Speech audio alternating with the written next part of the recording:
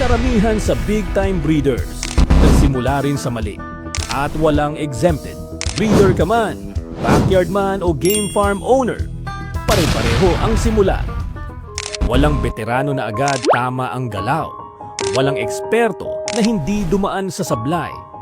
Sa umpisa, hula ang desisyon. Puro tanong, puro trial, may kulang sa plano, may sobra sa tiwala, may maling oras, may maling paraan. At oo, may mga araw na gusto mo nang tumigil. Pero dito, nagkakaiba ang nagtatagal at ang sumusuko. Ang baguhan, iniiwasan ang mali. Ang veterano, inaaral ang mali. Hindi nila tinatago ang sablay. Ginagamit nila ito bilang leksyon.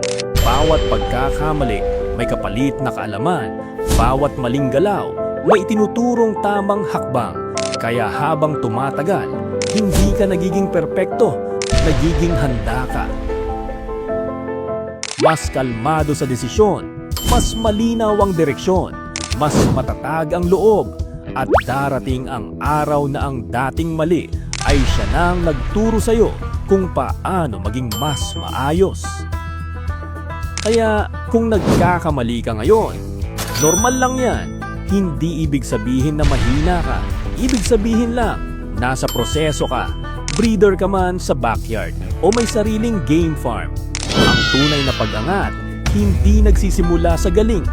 Nagsisimula ito sa tapang na matuto mula sa sariling pagkakamali.